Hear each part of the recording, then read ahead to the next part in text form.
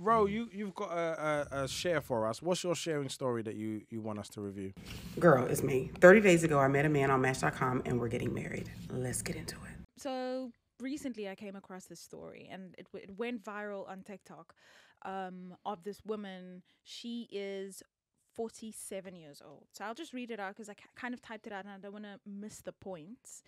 So she matched with a guy on Match.com, right? She's 47, he's 52. And within 30 days of matching with one another, they had agreed that we're going to get married. And there's no TV They've program they've never met. Mm-hmm. Oh, they've never met. So she went on TikTok to tell the world about it. So here are some facts around the last month around them dating. So he asked for ring sizes before they met. So they matched early December. By New Year's Eve or the day after New Year's, they physically met. But in between those, in the 4 weeks, he had asked for her ring size. Wow. By 1 Jan, he had sent her options for like houses that they should start looking at for the two of them. He's just ticking boxes. She says she has lived cautiously and carelessly, and none of them have worked in the past. She has done all background checks after people had obviously asked her, "Ooh, this sounds a little bit like a love bomber. Is he a criminal? What is he doing?" She said, "I have done all background checks, including STDs, HIV, financial background checks, his criminal records, and all of that stuff." She also said it's none of everyone's business. So, he had a fiance. This is the catch, though, and this is what everyone kept on stopping at, is the fact that his ex-fiance, that's crazy, his ex-fiance's friend then went on TikTok and said, "This guy has a reputation. He did the same thing with my friend." And they were engaged up until 2 months before. So in October, he was planning on marrying this lady's friend. The fiance then came online and said, "It is true, and I did give my friend permission to tell my story because I wasn't feeling like telling it." Long story short, people were saying this is a red flag. Why are you moving so fast? She's saying, "I'm 47, he's 52. We both know what we want." She said it's not rushing, it's perfect alignment. That's what she calls it. So only reason I why think the question is this love bombing? And also, can we define love bombing? Or has she found a man who is ready to settle down because she is? her instincts made her write that letter, and her instincts are telling her that something's wrong. So she didn't write a letter. This is just facts from what she's put out there on the internet, right? No, but she put it out on social media because her instincts and subconscious are telling her something's wrong. Yeah. That's all she's done. The guy is blatantly love bombing. 100%. 100%. Because in the month, he has said, "These are houses we should look at. I'm going to come see you. What is your ring size?" They've spoken about what the proposal is going to look like, all of that stuff. So they are going to get married. Can I ask some context? So you said that the friend came out to say he done this to my friend. To her friend, yeah. Did that person lose anything from it, like financially? No, they broke up because he wanted that woman to move to where he is. Okay. And she was like, "I can't uproot my life in this way." Or there was some move that needed to happen for them to be together. So that was the breaking for that the was the previous breaking one. for them. But that was 2 months before. You were willing to marry someone 2 months before. Yeah, that's a bit mad. And then in December, you match with someone and you're like, "Let's get married." And she's like, "Yeah, let's get married." Was you know? he? Sorry, I don't want to make this. Was he Nigerian? I don't No, know. I'm no. Sorry, Racism. no. I'm That is racism. Oh, That's we revenge have for an that. earlier Racism. podcast. No, because come on, man. You know how it is. The racism. Come on, man. Did it start via email? Racism. I'm from Ghana. You know. Come on, I had to We get do not you back. encourage this racism with I had to get you laughter. I had to get you back for the Ghana must go. It may be true, but still, you didn't need to say it. Let people just think it. It's not your place to say it, my friend. I have to It's not your express place to myself. So say it. yeah, Here to express. can we define love bombing? Because I think another thing is people who are neurodivergent operate and love differently.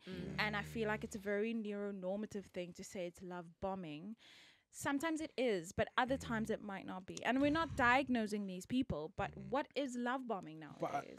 Yeah, there's so many layers to this. But I think the first thing is, from my perspective, love bombing is people who try to artificially accelerate the progress of a relationship, like an escalated relationship. And in that, you destabilize the person, and in that destabilization, you're able to get away with more than you normally would. Okay. So that could be sex, that could be money, that could be, housing, whatever. But normally, there's a desire to extract something from somebody. That's why you do it. What's really interesting, though, and you mentioned neurodivergent, I think a lot of the times, the pace in which relationships develop should be set by the individuals, right? So if you've got a neurodivergent and a neuronormative person together, all those words do mean that. And it is really violent for that neurotypical person to like experience this intensity that you may have for them. And they feel like, well, what do you want? And normally it's the neuronormative person that breaks it off. And they get to tell the story of this person that came in and it was just too much. And everyone's like, oh, he love bombed and it's coercion and manipulation and yada, yada, yada. But if you stop it, then you are the reason why it didn't work. Yeah, if true. two neurodivergent people are together and they love bomb each other or they accelerate at the same pace, it's just a great love story. Yeah. And so I think often understanding the compatibility of the two people really does matter. But I think a week is not enough time to know those things about each other. Yeah. She has that. The reason I bring neurodivergence in because she has openly admitted that she has ADHD. So also people were saying, oh my God, he sent her flowers the first week, every day of the week for 14 days straight as well. So this is nothing new. I think the actions of how you pursue someone, how you court someone, how you love someone, how you show appreciation, all of those things, she's like, but that's how I love too. So this is typically possibly a case of that. I don't know what he's... Is it sustainable? That's all I'm thinking. I think it evolves. It's really interesting because especially I think with a stranger. But I think as long as you're inspired, it is. But as I said, I think people who are fear-led would find that really uncomfortable. And then they will start rejecting or not communicating and changing the dynamics, which then creates this sort of like rejection sensitivity. So you just start pulling away. Like I think the breakdown of it is because of the fear, because it's like, well, what does that mean? And I think sometimes it's just like you have to understand the individuals that are at play. But we're not in a world where being neurodivergent as an experience is respected. It's not a. It's not We're not there yet. It's not a justifiable reason why your behavior impacts neuronormative people. Like no one sits there and understands it in a way where it's like, oh, do you know what? He's neurodivergent, so to him that's normal, and so to her that's not normal, and that's just fine. But they're different. It's always like a system like that. Neurodivergent person is doing something with a goal of something, and it comes very heavy and like sinister. So I think that language prevents that real understanding of what's going on. But if you get two neurodivergent people together, they could move in by the end of the month if it makes sense. And it may last. And then what is the evidence for that? There's no counter narrative. Also, you need to think about, I have so many thoughts on this and I don't even know where to start. My first thought is it's none of our business. So I'm just like, if that's what they want to do, like the world is the world, let them be. My second thought is, so I'm neurodivergent and I forced my husband to move in with me after 6 months. And like we've been together for 9 years now, but our relationship was super sped up. He is not neurodivergent and he found it very extreme, but that's how I love. So I do understand certain parts of this, but then I also, that time frame is way too short for me. I don't get that. That's a week, as well. 30 days. But adding that extra layer, their age is a big thing. So I'm 34 and I have friends who are in relationships simply because they don't want to be alone in their 30s. Especially as women, when we've reached that point where we're close to becoming that geriatric mother, that's after 35. And no, medically, it's like, it's insane. But it's ridiculous. That's why it's a joke. Yeah, it's a real thing. And I know for a fact that they are with their partners, and I've discussed it with some of them, because they don't want to be alone. And that is that. And it's really, really sad because there is someone for everyone. Like you can be married, you can get divorced, you can find your love, your partner could pass away, you can find your next love. Like the world is open to you. But so they're in their late 40s, early 50s. So they're probably like, time's are ticking. Let's just fall in love and get it done.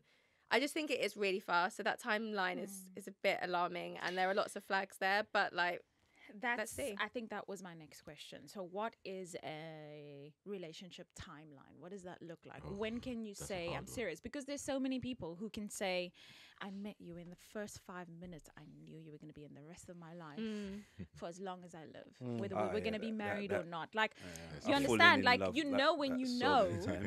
You know when you know. So, but there's a het cis normative way of relationships growing. Of course, definitely. And I think like, so if your LGBT relationships are just different. Yeah.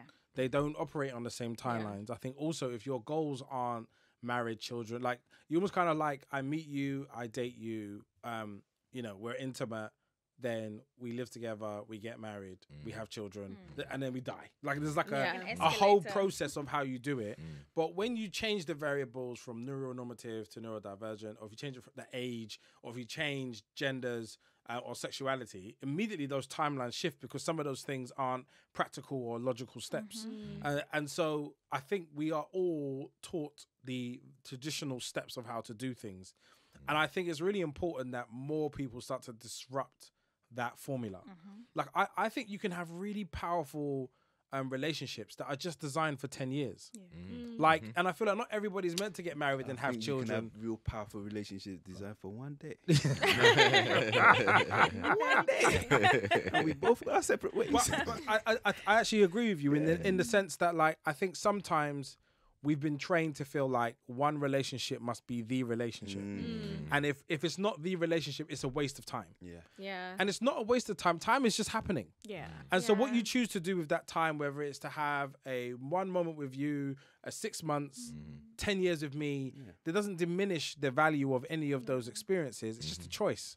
And I think because everyone's trying to fulfill that gap, I think you do get in because of the geriatric pregnancies. You do get a scenario where women are pressured into closing relationships at all costs. So it creates a conversation around, I'm not willing to do anything until a man has put a ring on my finger, or those that kind of big statements of like, I'm giving nothing until I'm married. If you want anything from me, I want marriage and a commitment. I've got a lot of friends that are at the geriatric. In their mid-30s. Can we not use that? Yeah. No, no.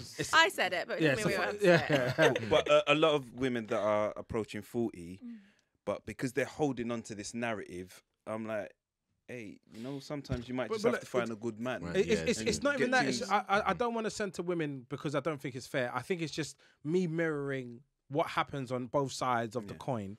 So it does create this urgency to develop relationships that are long-term and consistent, but not necessarily is anybody prepared for that relationship. And I think a lot of men have found themselves having children with women that they don't have that commitment with. They haven't developed that relationship with because time was a massive factor. And so I think that societal pressure creates an ecosystem of disconnected relationships. Whereas if it's a choice and I'm just like, we're friends, so let's just have children. We're not going to be together romantically, but we have the same values. We want to raise a family. We'll be there for each other. And I love you and I care about you. But we're just going to have a deep friendship. And we're going to co-parent from the beginning. We're not going to do all the romantic stuff.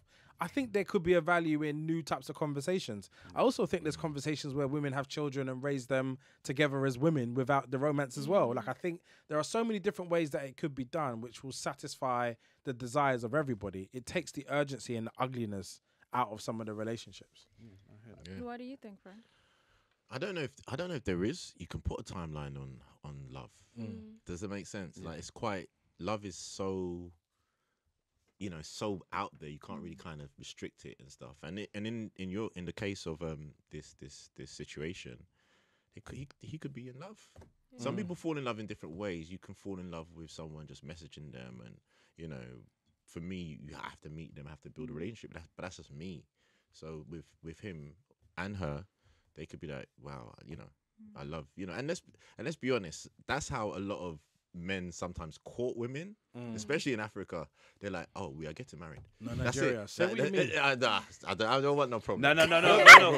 Actually, jokes aside, the way Nigerian men approach women, 100%. I found was quite universal. So basically, the word for love, I love you, is not in the same like rigid terms that I love you is said in English. So when you say I love you, it just means I have amorous feelings towards you. So a man will walk up to a woman he doesn't know and say, but I love you now. And whatnot. And they will respond. But it's in every African country. Exactly. It's just how, but it doesn't translate well in English.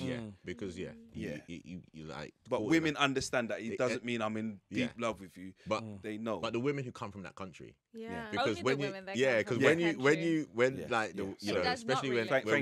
when Darwin does it at Carnival, you mean? Hey, I don't, because basically I was born here, innit? So when I went to Nigeria, it just baffled me that a man would walk up to a woman and say, I love you. And I'm like, how are you even listening to this man say this? He doesn't know you.